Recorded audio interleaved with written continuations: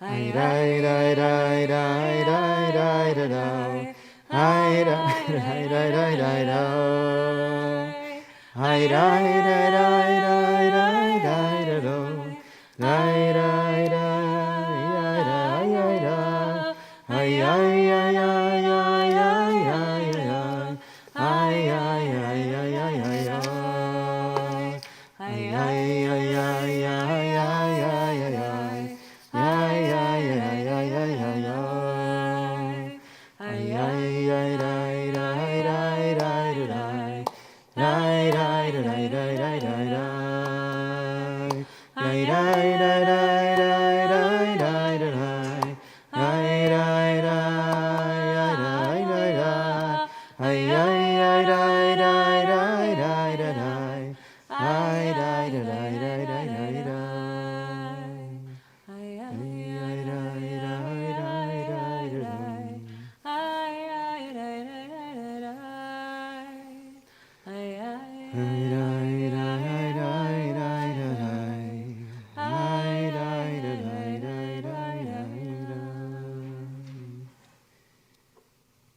We're going to begin our service on page 99 with words of gratitude for a new day.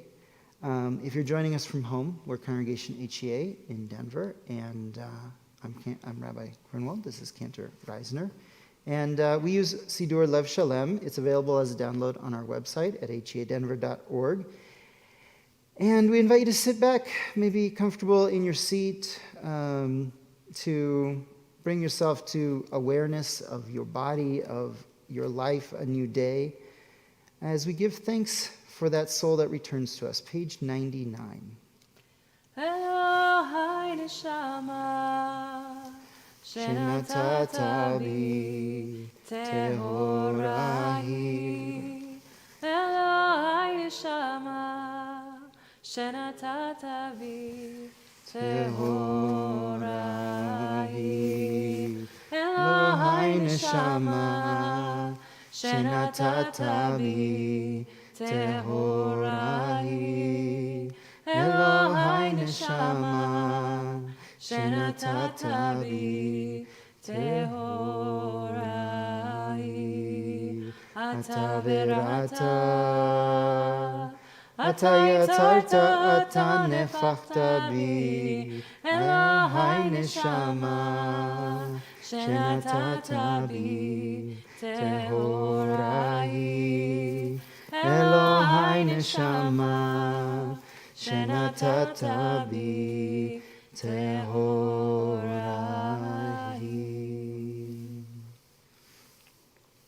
Page 134. Magalu masechaya Me'odam kumachshevotecha. Magalu Masechaya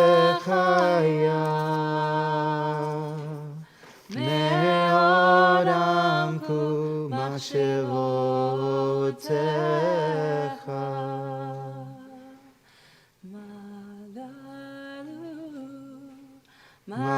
Masechaya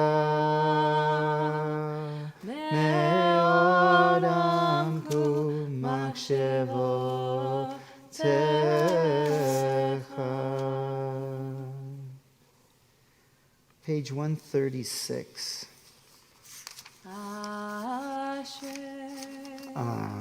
Ashrei Yoshvei Beitecha.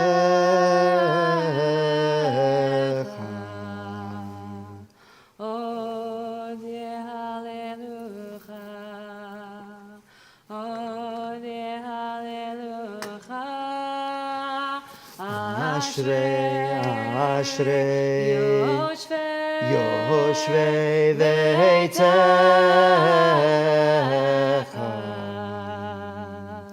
Od Hallelujah, Od Hallelujah.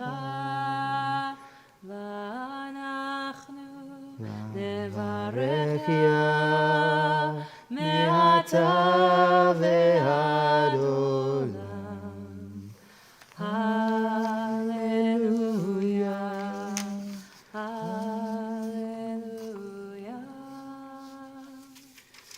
page 139, this is a beautiful psalm that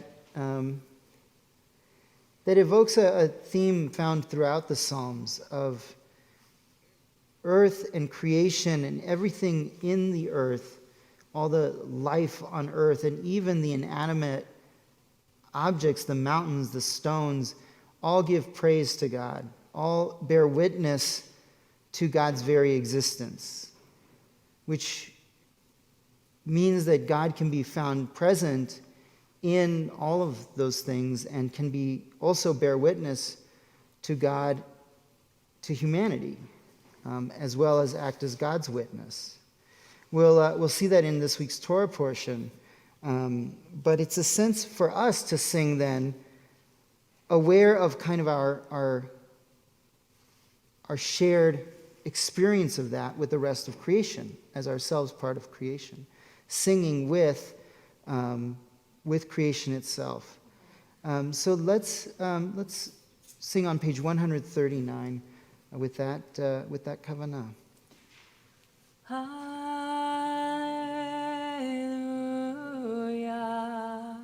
hallelujah, hallelujah, hallelujah, hallelujah, Adonai min hashamayim, hallelujah b'meromim, hallelujah kol melachav, hallelujah kol tzeva'av, hallelujah shemesh ve'yareach, hallelujah kol koch ve'or, hallelujah shemei hashamayim ve'hamayim asher me'al hashamayim. Hallelujah et Shem Adonai ki hu tziva v'nivra'u ve'ya'amidem le'ad le'olam chok natan ve'lo yavor. Hallelujah et Shem Adonai ki hu tziva v'nivra'u ve'ya'amidem le'ad le'olam chok natan ve'lo yavor. Hallelujah, hallelujah,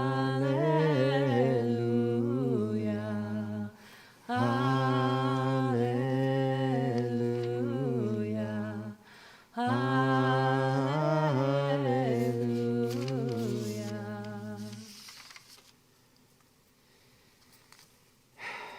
And the closest that we get as human beings to that kind of praise that simply emerges from our very nature is in music. And so the closing psalm of the book of Psalms is not so much about words or even about nature, but about the sounds that we make with music. Page 141. Hallelujah, hallelujah, hallelujah, hallelujah, hallelujah, hallelujah, hallelujah, hallelujah, hallelujah, hallelujah, hallelujah, bekodsho, hallelujah, birkiyauzo, hallelujah, bigvurotav, hallelujah, kerov gudlo, hallelujah, hallelujah, hallelujah, hallelujah, hallelujah, hallelujah, hallelujah, hallelujah, hallelujah, hallelujah, hallelujah, hallelujah, hallelujah, beteka shofar, hallelujah, benevel vechinor, hallelujah, betofu machol, hallelujah, beminim veugav, hallelujah, hallelujah, hallelujah, hallelujah, hallelujah, hallelujah, hallelujah, hallelujah, hallelujah, hallelujah, hallelujah, hallelujah, hallelujah, betzilzelei shama, hallelujah, betzilzelei trua, kol הנשמה תהלליה, kol הנשמה תהלליה, Hallelujah, hallelujah, hallelujah. Hallelujah, hallelujah, hallelujah. Hallelujah, hallelujah, hallelujah. Hallelujah, hallelujah, hallelujah.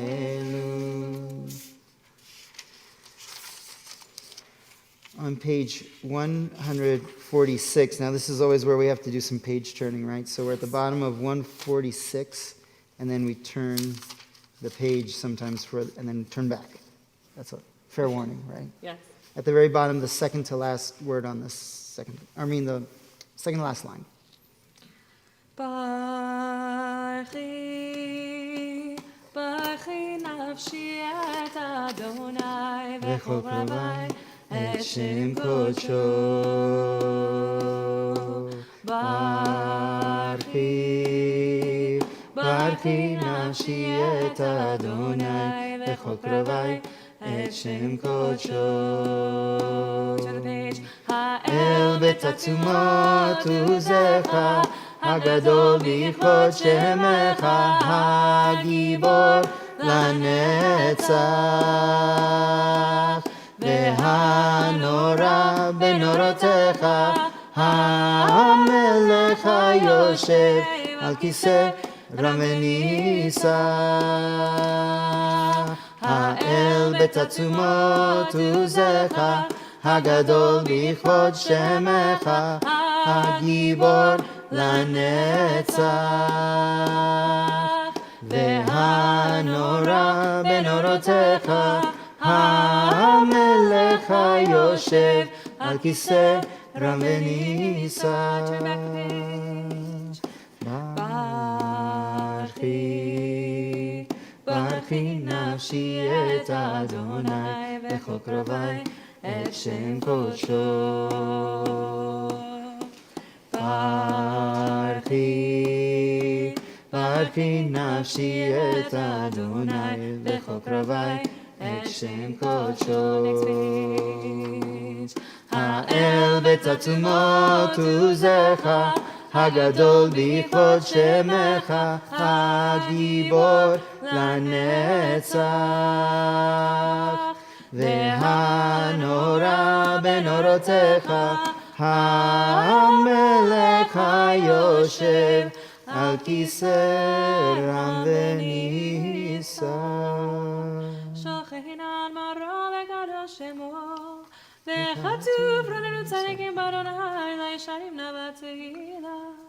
בפי ישרים תתהלל ובדברי צדיקים תתברך, ובלשון חסידים תתרומם, ובקרב קדושים תתקדש. ובמקלות רבבות עמך בית ישראל. שכן לחובת כל יצורים בפניך אדוני אלוהינו ואלוהי אבותינו, להודות להלל לשבח, לפעל לרומם להתהלל, לברך להלל ולקלס, על כל דברי שירות ותשבחות דוד בן ישי, עבדך משיחך. ישתבח שמך לעד מלכנו. 148. ברכות והוראות מעתה ועד עולם ברוך אתה אדוני אל מלך גדול בתשבחות על ההודעות אדוני נפלאות הבוחר בשירי זמרה מלך מלכי העולמים יתגדל ויתקדש שמי רבה ועמד דברי חירותי והמליך מלכותי בחיי כל ומכל וחיי תוך בית ישראל בגדול בזמן קריב ימרו אמן יש שמי רבה מבורך לעולם מהמיה יתברך וישתבח ויתפאר ויתרומם ויתנשא ויתהדר ויתהלל ויתהלל שמי קודשה בריחו לילה מכל בחרתה ושירתה תושבחתה ונחמתה דמירן בעלמה וימרו אמן. Page 149.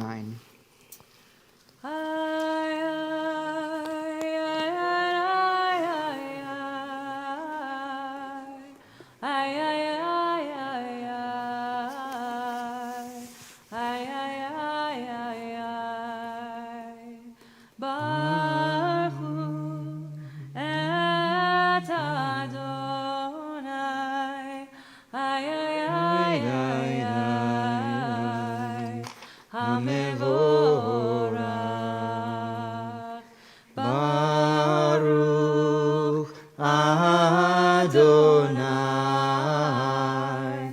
המבורך לעולם ועד. איי איי איי איי איי איי איי איי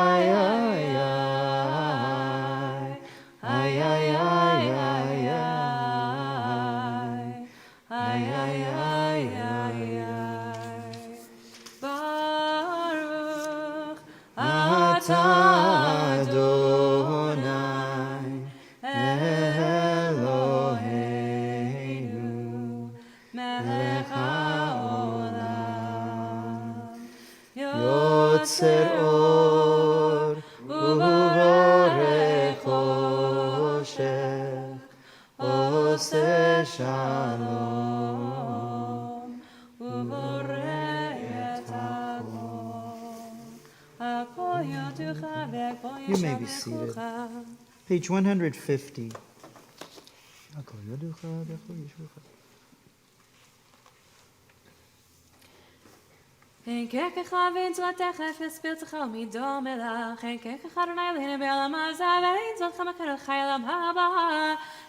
אפס בלתך גולן לימות המשיח, ודומה לך משיל לתחיית המתים. 151.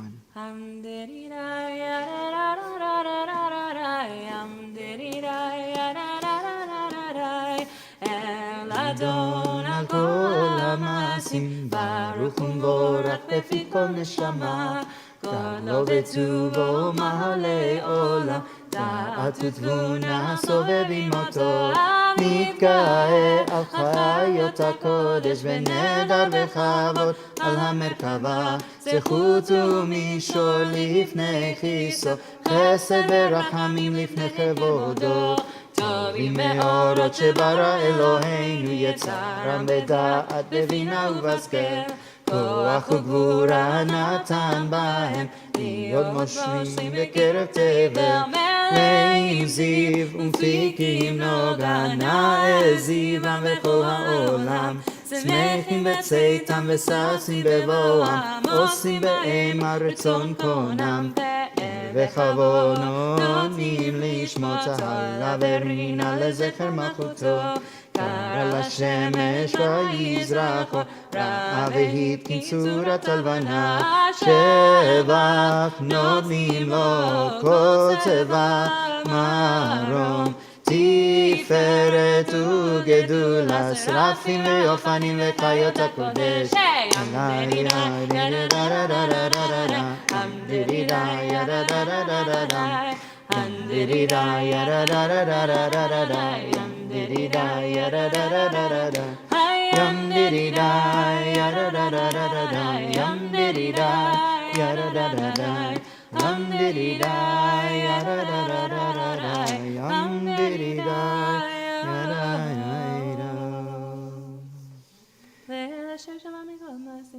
As we continue through quiet sections on 152, I invite you to follow along in Hebrew, English, or take some time in the margins and in your own thoughts. תתברך מושיענו שבח מעשה ידיך. יברך משה שבח מעשה ידיך ומאורו שציתי פרוך חסד תעשו מתנו עלי ברכה ראשים שלך. We'll join together at the arrows. 153. כולם אהובים, כולם ברורים, כולם גיבורים, וכולם עושים במו ובירא רצון קונם, וכולם פותחים את פיהם מקדושת תורה, בשירה ובזמרה ומברכים ומשבחים ומפארים ומעריצים ומרגישים וממליכים. השם על המלך הגדול הגיבור והנורא, קדוש הוא, וכולם מקבלים לימו מלכות שמיים זה מזה, ונותנים רשות זה לזה, להקדיש ליוצא מנחת רוח, בשפה ברורה ונימה כראשה, כולם כחרונים ואומרים ביראה. קדוש קדוש קדוש אדוני צבאות מלך כל הארץ כבודו. באופנים וחי לקודש פרש קרוב מנסים ומצרפים למטה משבחים ואומרים ברוך כבוד אדוני ממקומו ברכתים עתידנו. מלכי וקיים זמירות יום לא תשפחו ישם כי הוא ברוך. המחדש בטבעו בכל יום תמיד מעשה בראשית כמון לעשורים גדולים כי לעולם חסדו אור חדש על ציון תאיר ונזכה כולנו מהרה לאורו ברוך אתה אדוני יוצר המאורות. The prayer we just read, the section of Yotzer, we begin every Shacharit, always at the same trajectory: creation, revelation, redemption. Creation, revelation, redemption. That's the order of spirituality. That's the order of life itself and of the trajectory of our lives. We come into the world, we come into understanding and greater insight, moments of Torah and revelation, and redemption is ultimately where we end up, or at least the direction that we want to go in. Right? So the words of creation here, as we'll see again in the Torah portion, are heaven and earth stand as witnesses, both to God's presence and on behalf of God stand witness over us. And it's in that expression of constancy that spoken of before, Or Chadash al Tzion Tza'ir, that Mechadesh betuvo bechol yom tamin ma'aser Bereshit, that God creates each and every day. That constancy is where we find God's love and God's presence. And finding creation, revelation is a subtle thing. It's not always evident to us. It doesn't always come from a mountaintop. But when we enter into relationship with that sense of awe and wonder, then we have moments of revelation. That's what on 154, Ahava Rabbah, God's love is expressed in Torah, which is wisdom. And our job is to listen and to pay attention and to teach and to learn and then to repeat. And in doing that, we come to greater wisdom. Page 154. Let's sing together. Ahava, Ahava, Ahava, Ahava, Ahava Rabbah, Ahava Rabbah.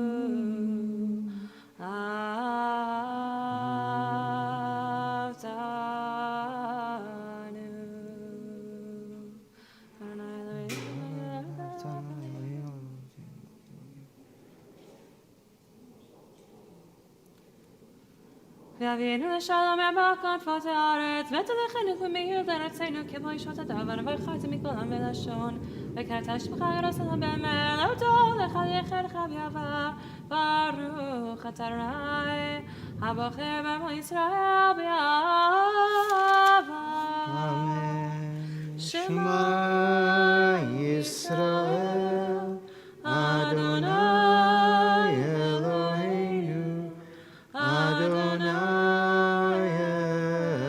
Echad.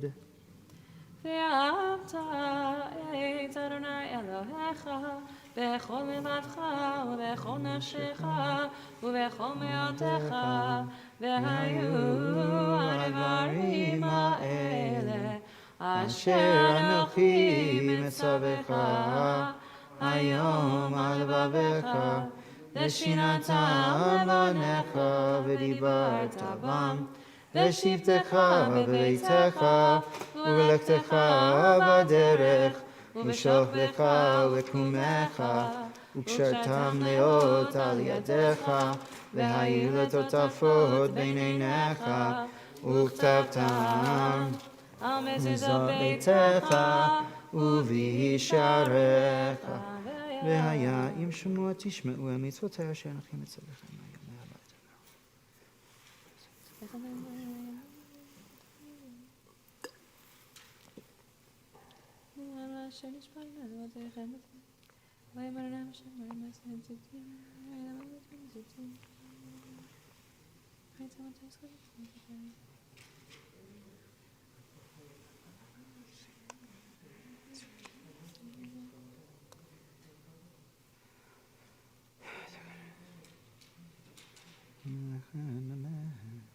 Adonai Elohechem Emet, Le'atzim Elechem Emet. Yatzim Enachon V'Kayam Yeshua V'Neman Ravui.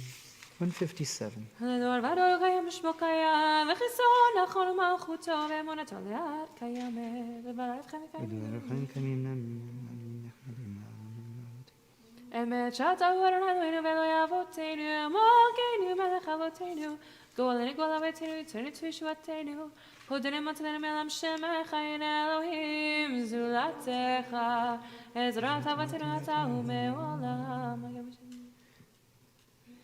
We'll continue quietly and join together in a moment at the arrows on 158.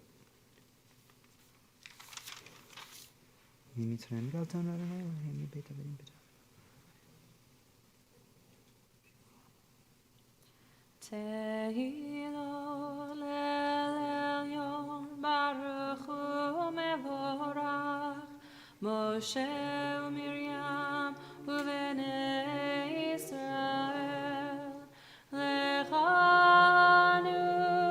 shira besimcha raba ve'amru cholam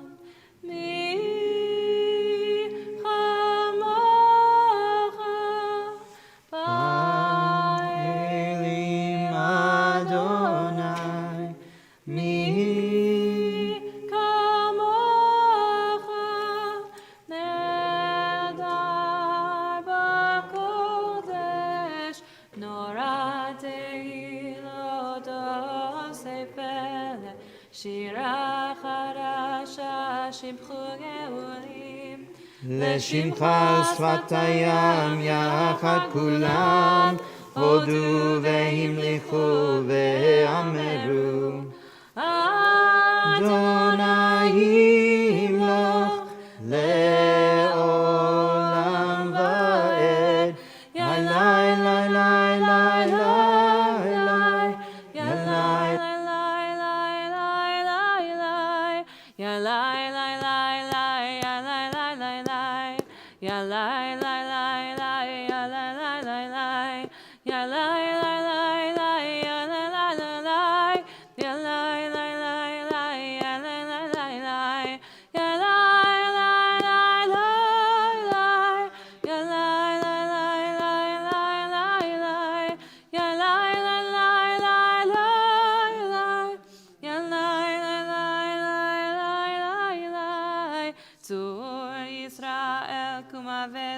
ישראל, ובטחינו ממך יהודה וישראל.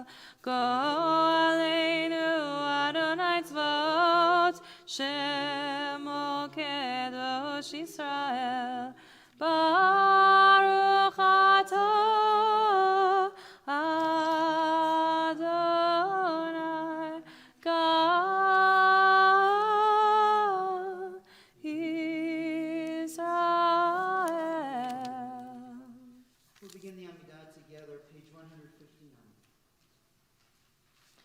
Baruch atah Adonai Eloheinu ve'Eloi Avoteinu Elohei Avraham, Elohei Yitzchak, ve'Elohei Yaakov Elohei Sarah, Elohei Rivka, Elohei Rachel, Elohei Leah Ha'el HaGadol HaGibor ve'Hanora El Elyon Gomel Chasadim Tovim וקונה הכל, וזוכר חסדי אבות, ומביא גואלים בני בניהם, למען שמו באהבה.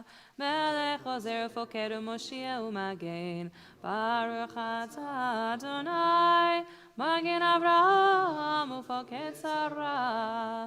אתה גיבור לעולם אדוני, מחיי מתים אתה רב להושיע, מוריד הטל. מחכה חיים בחסד, מחיי מתים ברחמים רבים, סומך נופלים ורופא חולים.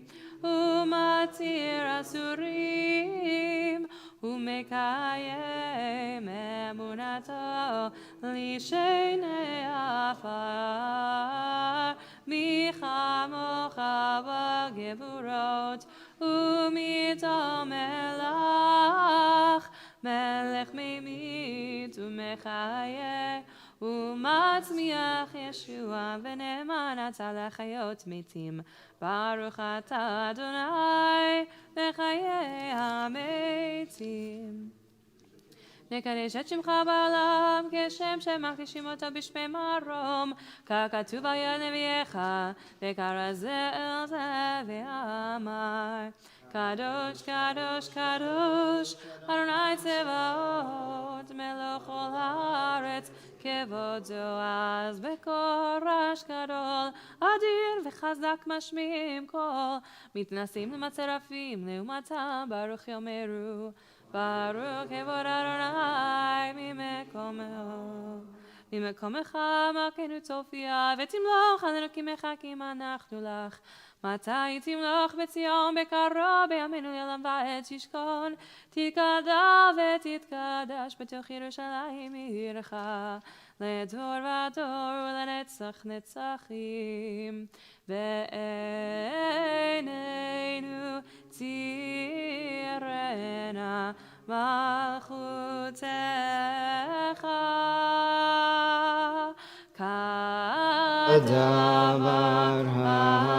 האמור בשירי עוזך. הנה דוד משיח צדקך, ימלוך אדוני לעולם אלייך ציון, לדור ודור הללויה. לדור ודור נגיד גודלך, ולנצח נצחים קדושתך נקדיש. לדור ודור נגיד גודלך, ולנצח נצחים קדושתך נקדיש. ושבחך אלוהינו מפינו לא ימוש לעולם ועד, כי אל מלך גדול וקדוש אתה. ילאי לי לי לי ילאי לי לי לי היי לי לי לי ילאי לי לי לי ילאי לי לי לי ילאי לי לי לי היי לי לי לי לי לי לי. ברוך אתה אדוני האל הקדוש. ישמח משה במנה כלכו.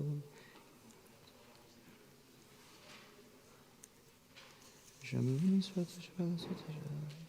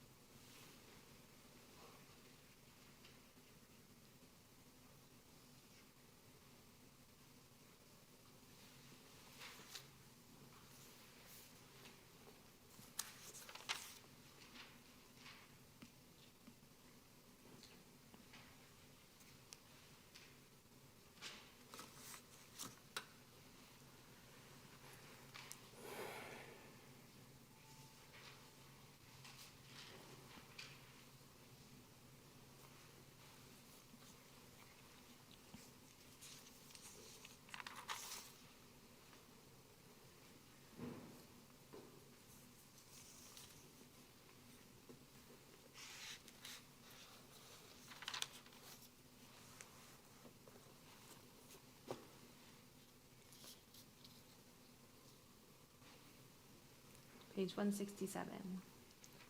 ויקרא שמי רבה, אמן. בעלמות יברח יתב ומחמחותי בחייכון ובכל מחיי תוכו בישראל, בגלב זמן קריב ימרו, אמן.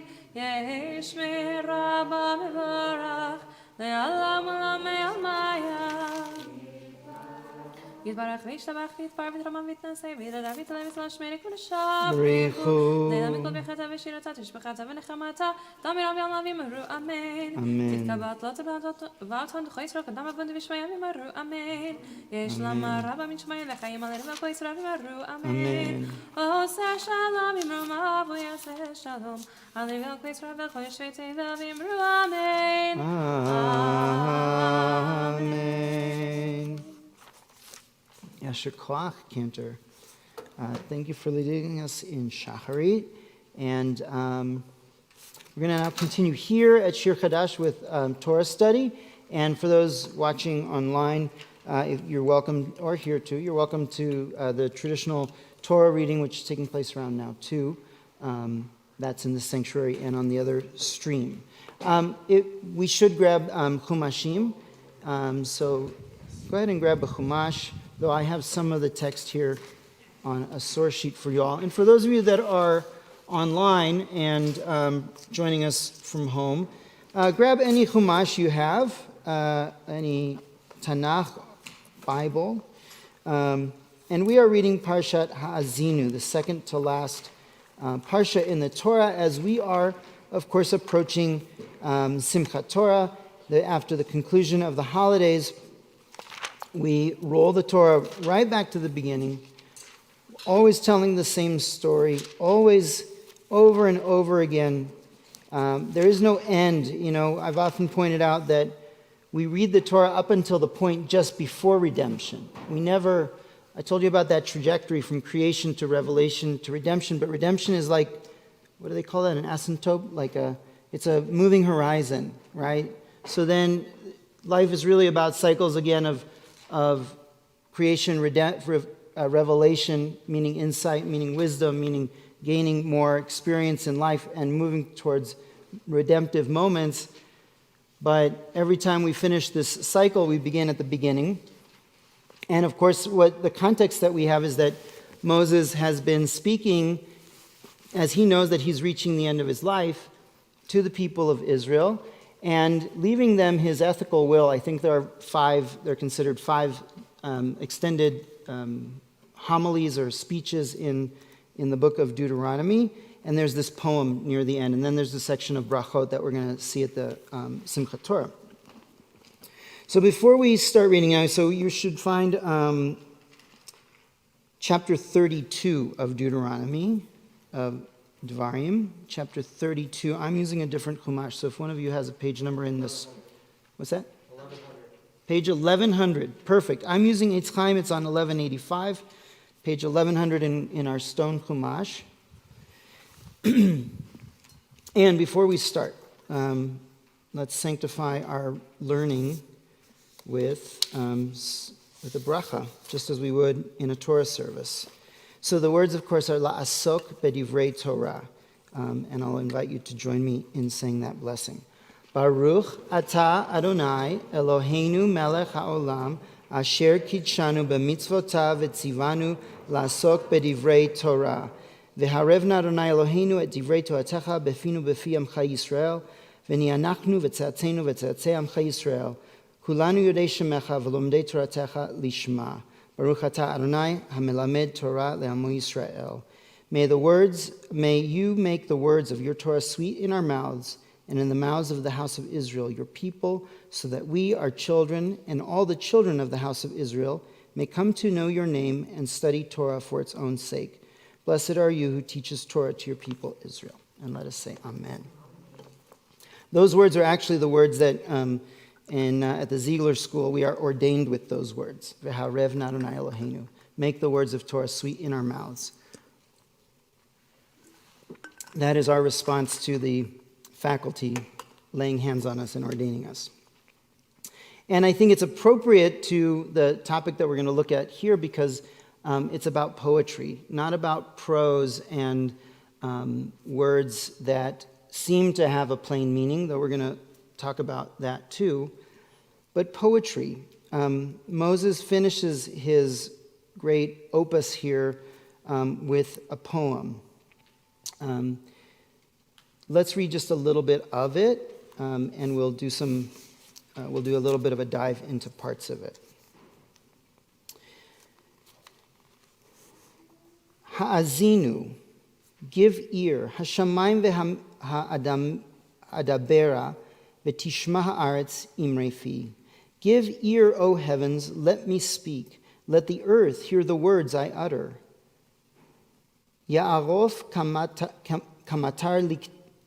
likhi, tizal katal imrati, keshe'arim alei deshe, vechir vivim alei esev. May the discourse come down as the rain. May speech distill as the dew, like showers of young growth, like droplets on the grass. For the name of the Lord I proclaim, give glory to our God. The reason it's hard to read, and Ashley Cantor was complaining to me about, because she's reading this today and it's hard to learn. It's archaic Hebrew. The poetry in the Torah is much, from a scholarly standpoint, is much, much older than the rest of the material in the Torah. And some of the words are actually not fully known to us, their exact meaning, because they're archaic, unique words with different grammar too. And of course, poetry, when we write poetry, we don't always follow all those rules. We might just juxtapose words together, and the rest is inferred. So that's a good place for us to start. So Moses tells us himself that I'm going to utter words of poetry. May my discourse come down as the rain, my speech distill as the dew. That kind of simile is already signaling to us this is going to be a different kind of discourse, a different kind of writing. So that's where I want to start. Why poetry? What is the advantage of poetry, given that it's also really hard to understand sometimes? Yes, Cherie. It's like a heartbeat.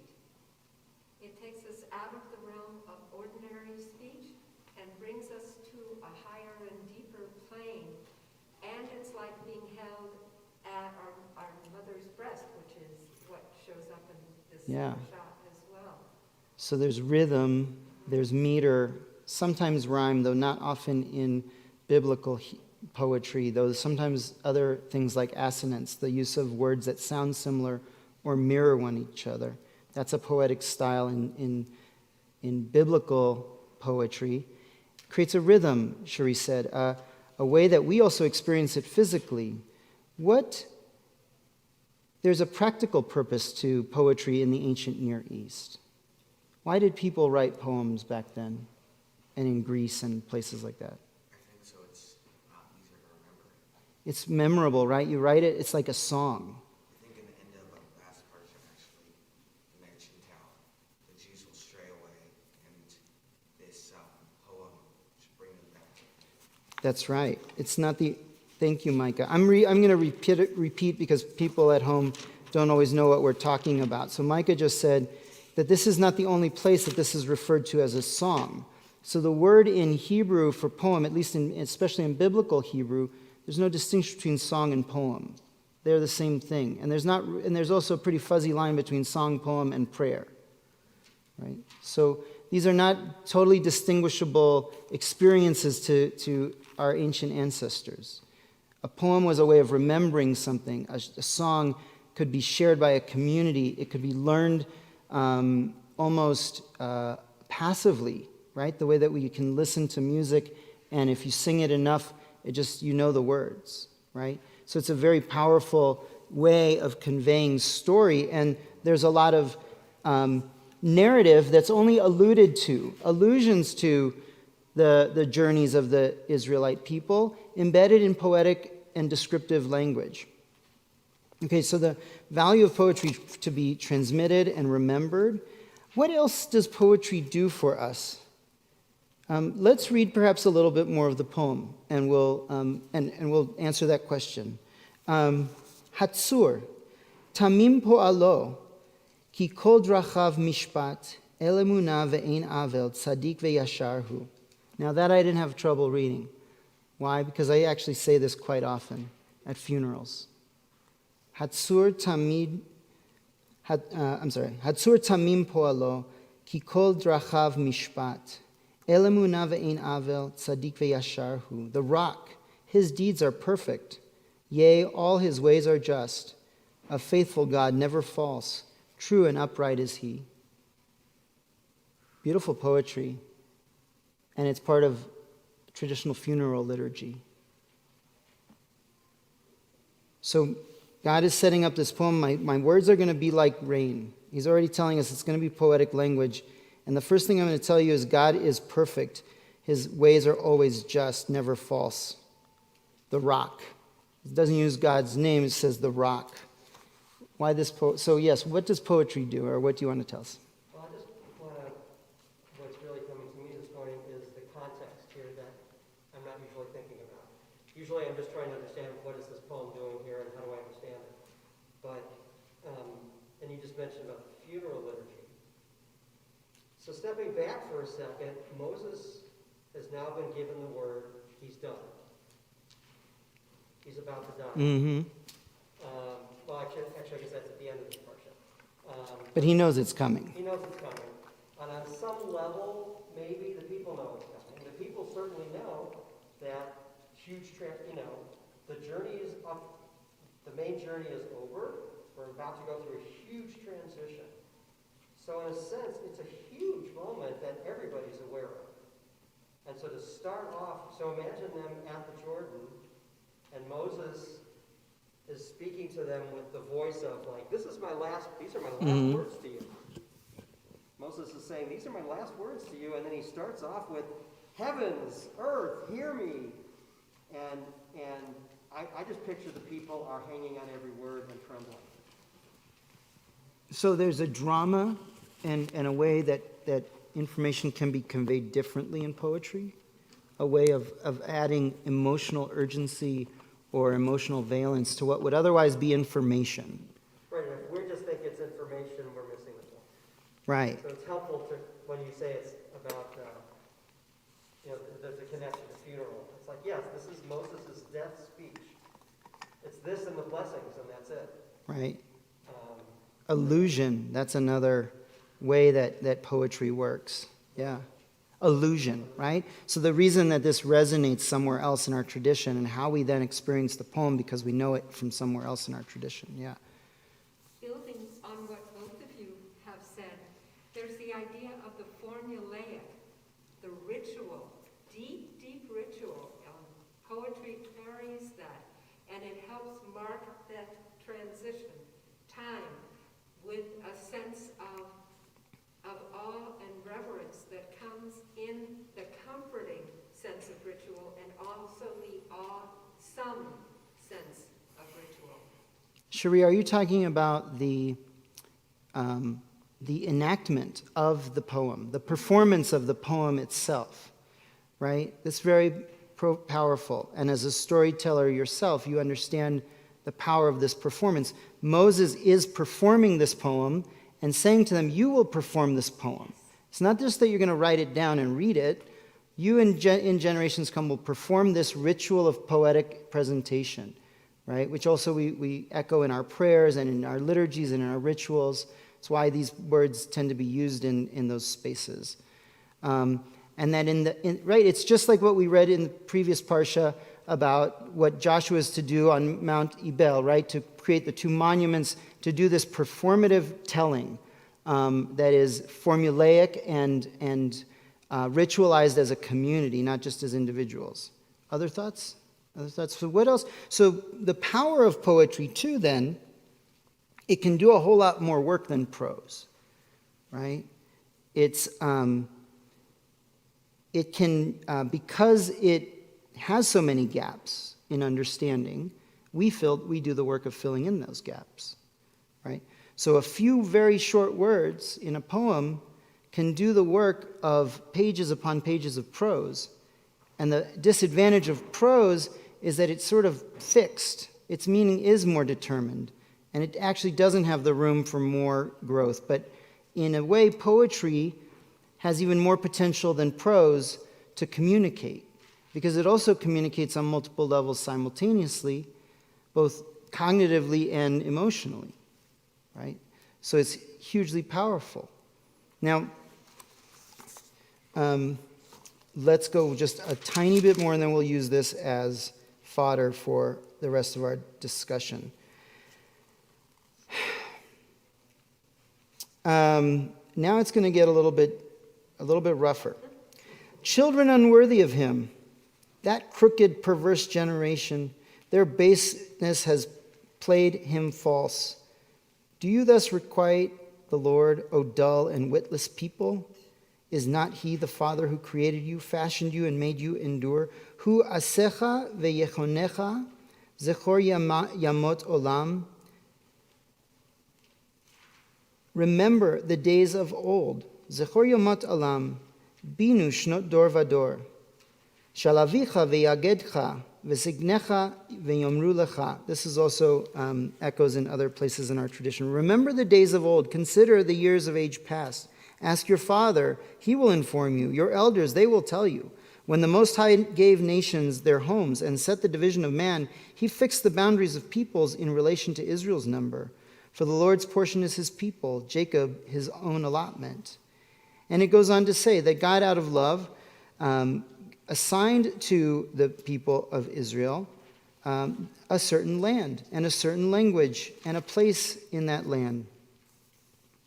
And that the people will fall away from that, and goes on to say how God will then, in love, forgive and vindicate and return his people over and over again.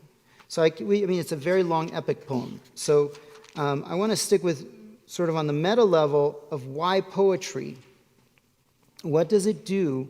Because as Micah said, it's not clear that the poem, so then Moses goes on to say, write down this poem and recite it again. But the Torah is also referred to as a shir. And there's ambiguity in what is to be placed in the Ark of the Covenant. Is it the book of Deuteronomy? Is it just this poem? Or is it indeed the whole Torah itself? And so the rabbis pick up on this. This is a central thrust in all of Jewish learning and Jewish understanding of Torah, is that the whole Torah is poetry, even the parts that seem like prose. Melanie's organization, Kabbalah Experience, this is their bag. Kabbalah is a way of reading Torah, not on its surface level, but of reading it as a much deeper text that has poetic and symbolic ways of communicating, right? To be unpacked over and over and over again. So that the act of learning Torah is never just in the words that are in the scroll or on the page, but it's in the act of learning them, interpreting them, that revelation actually takes place. Right? So when you sit down with other people and you learn Torah and you elucidate some wisdom from it, that's when Torah actually becomes divine.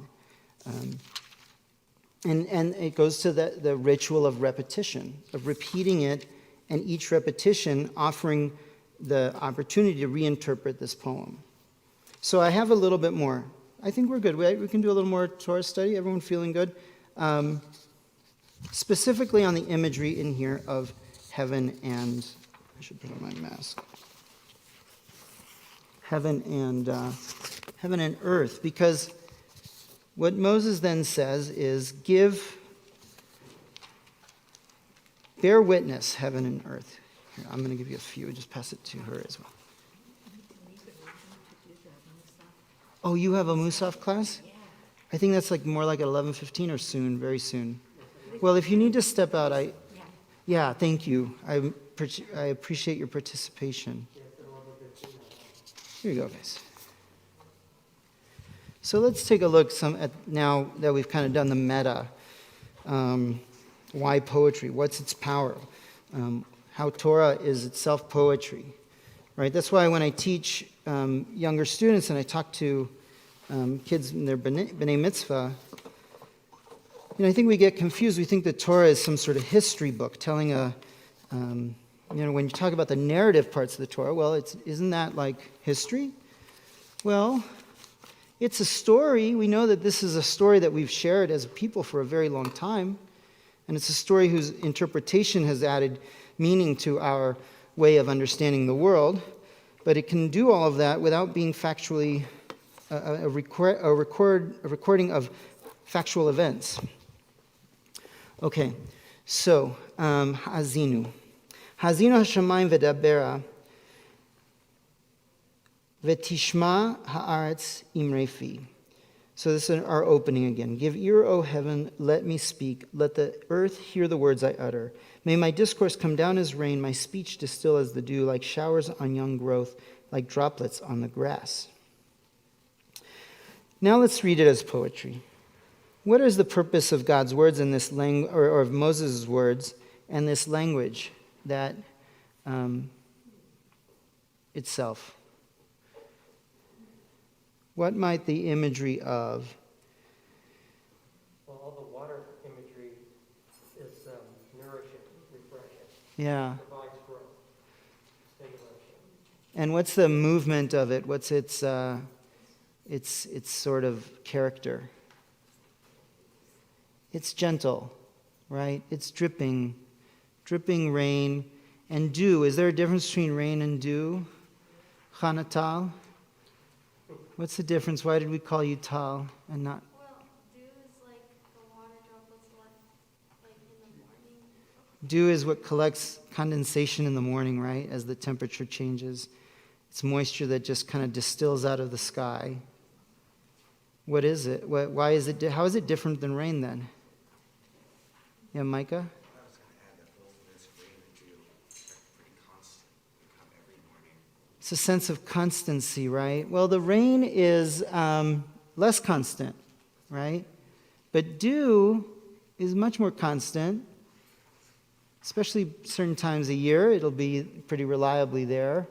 And it's especially when it's otherwise dry that it's reliably there. I think one of your commentaries said that dew is always gentle, rain is not always gentle. That's right. So in Masechet Tanit, there's a discussion about praying for rain. Well, what about too much rain?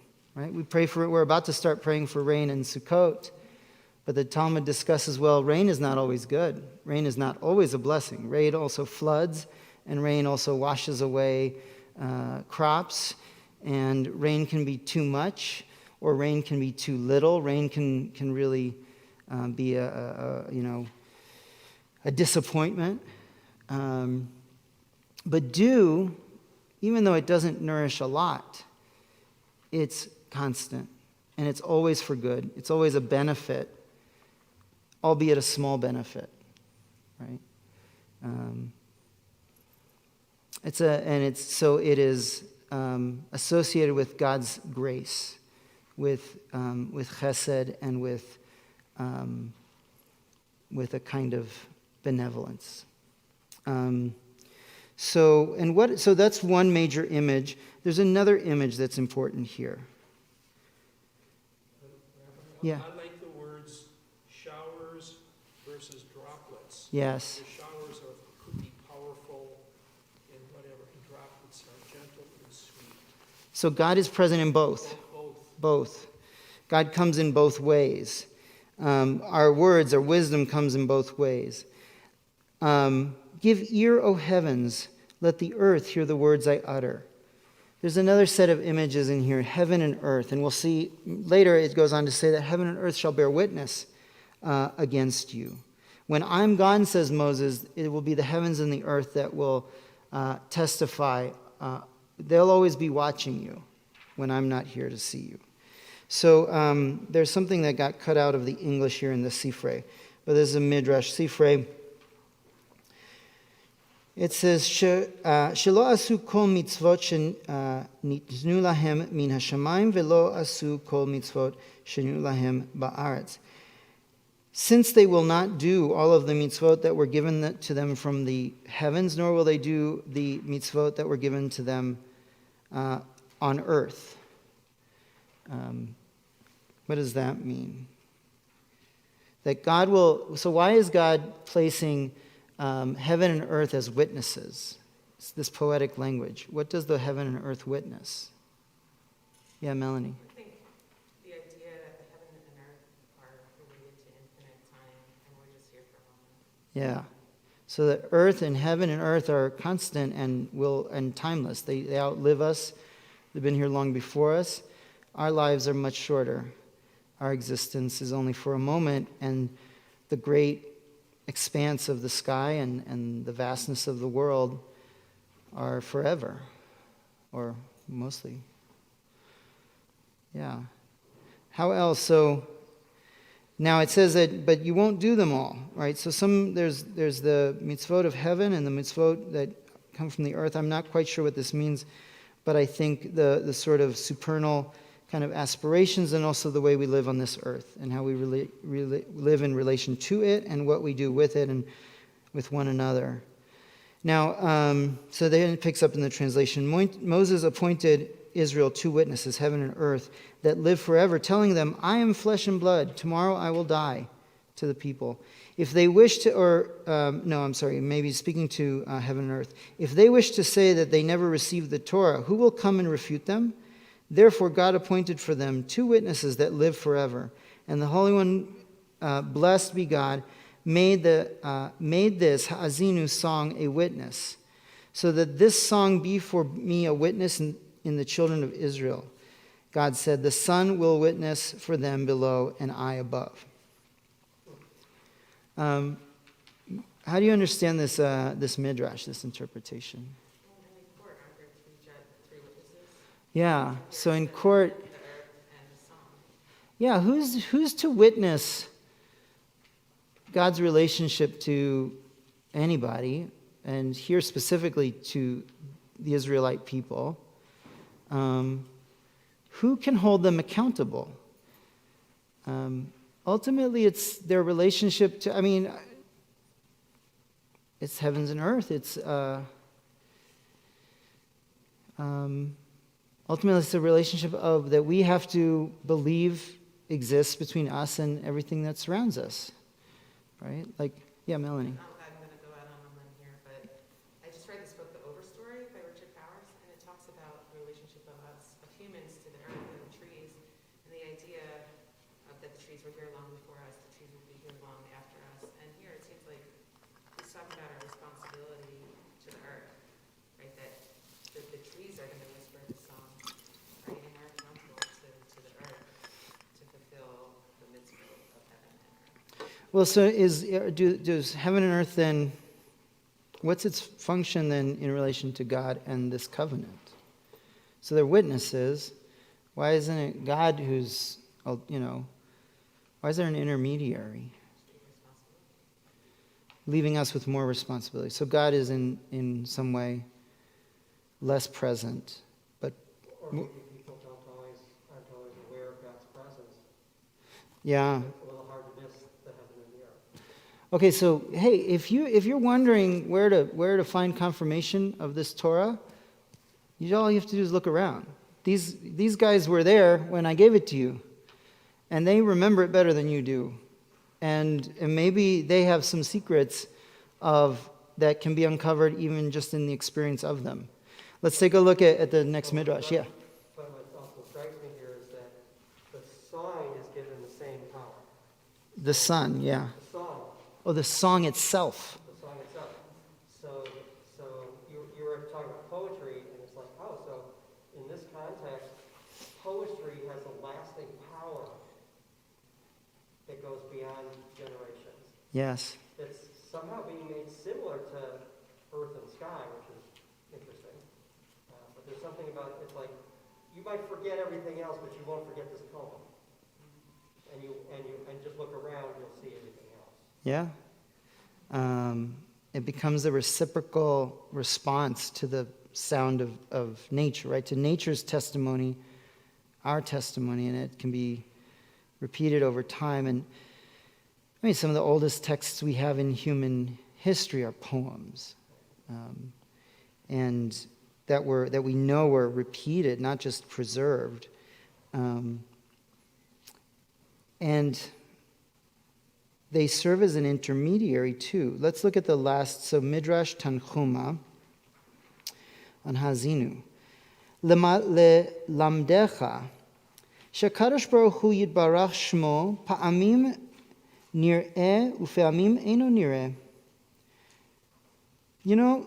To teach you that the Kadosh Baruch Hu, may he be blessed, may his name be blessed, sometimes is apparent and sometimes not visible, not apparent. It's not seen by us. Sometimes God listens, and sometimes God doesn't want to listen. That's interesting to me. Sometimes God doesn't want to listen. Pe'amim oneh u'pe'amim eino oneh. Sometimes he responds, and sometimes God doesn't respond. Pe'amim nidrash u'pe'amim eino nidrash. I don't know how they translate it here. So I translate it as sometimes he is sought, and sometimes he is not sought. No, it's related to nidrash, to midrash. Nidrash, drash. The root is daled resh shin, and it's one of the most important verbs in the Torah. It's said to be the central word of the Torah, even though it's not really. Lidrosh, to pursue, right? It's where we get midrash, and the idea of pursuing God. But here it says God is not pursued. Sometimes God is pursued, sometimes not pursued.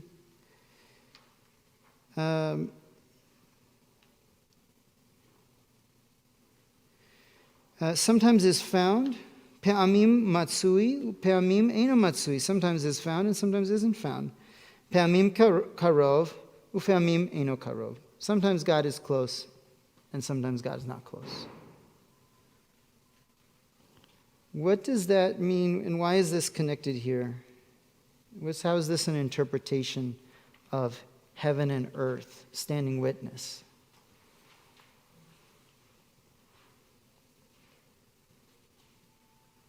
Let's try to put aside our sort of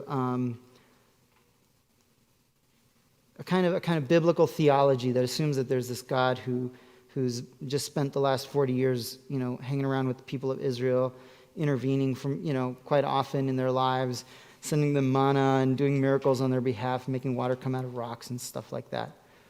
Moses is sending the people of Israel into the land of Israel and setting an expectation that it's not going to be like that anymore. Okay, this miraculous time of incubation in the wilderness where you were fed like a baby in the womb, that's over now.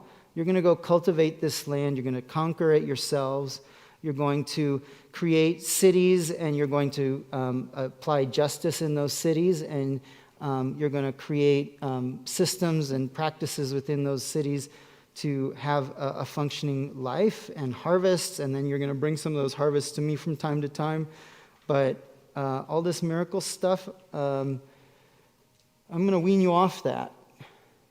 That's how I read it, right? And that sometimes God will be close and sometimes God will not be close. And sometimes he will be found and not found, yeah. So when it says it's Midrash Tanhuma Hazinu 4, is it commenting on verse 4 at Hazinu? I'm not sure what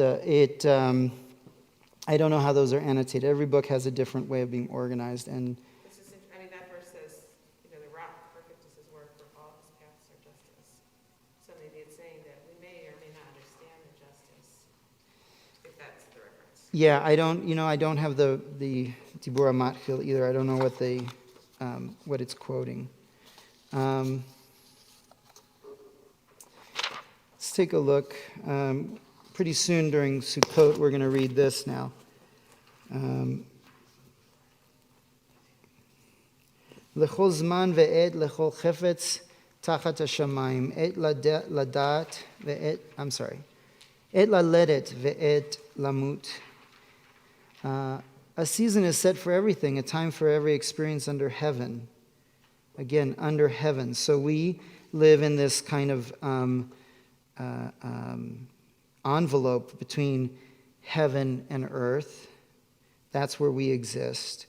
In that space, there's a time to be born and a time for dying, a time for planting and a time for uprooting the planted, a time for slaying and a time for healing, a time for tearing down and a time to be built up, a time for weeping and a time for laughing, a time for wailing and a time for dancing, a time for throwing stones and a time to gather stones, a time for embracing and a time of shunning embraces, a time for seeking, a time for losing, a time for keeping and a time for discarding, a time for ripping and a time for sowing, a time for silence and time to speak, a time for loving and a time for hating, a time for war and a time for peace. Again, a different kind of biblical poetry. In the realm of heaven and earth, we live in a world that's better described by the Tanhuma. Sometimes God feels close and sometimes doesn't. Sometimes God answers and sometimes doesn't. Sometimes God is pursued and sometimes isn't, right? So if heaven and earth bear witness to the presence of God in the world, sometimes we're finding, sometimes we're looking, and sometimes we're not. So is God answering or is God not answering? Maybe we're just not asking, right? That's to lidrosh. So the place that we get the word lidrosh and its meaning is that I think it's Rivka who goes lidrosh answers. She goes to look for answers from God, to make a claim against God. Where are you? Why haven't I not been given the promise of a child? And it says she goes lidrosh, to seek after. And it's in seeking that answer that she has revelation, right? So that's where we get the idea of midrash. That's what it means, lidrosh, is to pursue. It's not just to interpret, it's to pursue meaning. And what poetry gives us the opportunity to do is to pursue meaning in what seems like these dichotomies and chaos in the life that we live. Time to live and a time to die, a time to weep and a time to laugh. I think I'm going to leave it there. I'm going to leave off the last text. But where do I want to end with that?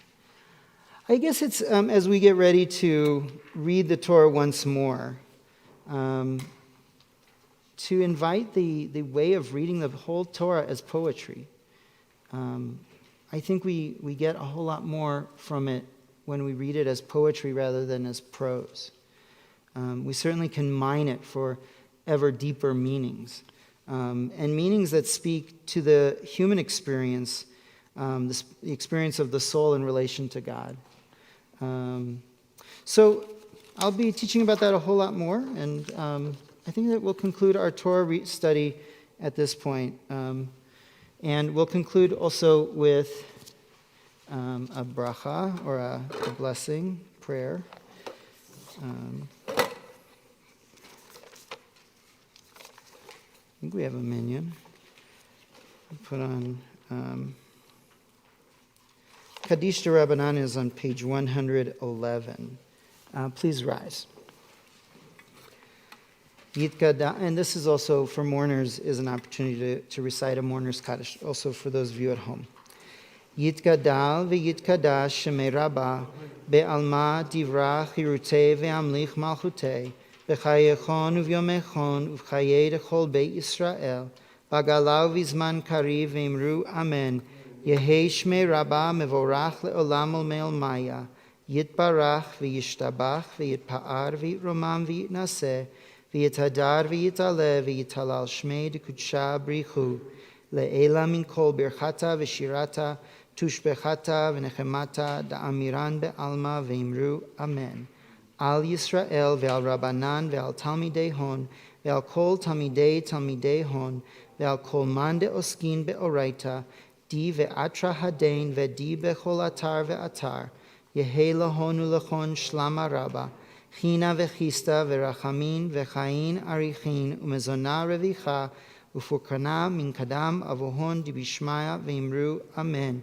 Yehei shlama rabba min shemaya v'chaim tovim aleinu ve'al kol Yisrael v'imru amen. Oseh shalom b'rumav hu berachamav yaseh shalom aleinu ve'al kol Yisrael v'imru amen. And we'll you can have a seat and we'll conclude our service. We'll close out with Ein Keloheinu on page 204. Ein Keloheinu, Ein Kadonenu, Ein Kemalkeinu, Ein Kemoshienu, quien como vuestro Dios, no como nuestro Señor, no como nuestro el Rey, no como nuestro Salvador. Mi Keloheinu, mi Kadonenu, mi Kemalkeinu, mi Kemoshienu, quien como nuestro Dios, quien como nuestro Señor, quien como nuestro Rey, quien como nuestro Salvador. נודה לאלוהינו, נודה לאדוננו, נודה למלכנו, נודה למושיענו, lo haremos nuestro Dios, lo haremos nuestro Señor, lo haremos nuestro el Rey, lo haremos nuestro Salvador. Baruch Eloheinu, Baruch Adonenu, Baruch Malkeinu, Baruch Moshienu, bendito nuestro Dios, bendito nuestro Señor, bendito nuestro el Rey, bendito nuestro Salvador. Atahu Eloheinu, Atahu Adonenu, Atahu Malkeinu, Atahu Moshienu, tú el nuestro Dios, tú el nuestro Señor, tú el nuestro Rey, tú el nuestro Salvador. Atahu shiktiru avotenu lefanecha ktoret hasamim yalalalailai yalalalailai yalalalailai yalalalailai. Aleinu, followed by Mourner's Kaddish, page 205. עלינו לשבח לאדון הכל, לתת גדולה ליוצר בראשית, שלא עשנו כגויי הארצות, ולא שמנו כמשפחות האדמה, שלא שם חלקנו כהם, וגורלנו ככל המונם. ואנחנו קוראים ומשתחווים ומודים לפני מלך מלכי המלכים, הקדוש ברוך הוא, שם השמיים ויסד הארץ, ומשה וקרוא בשמיים ממעל אשכנז.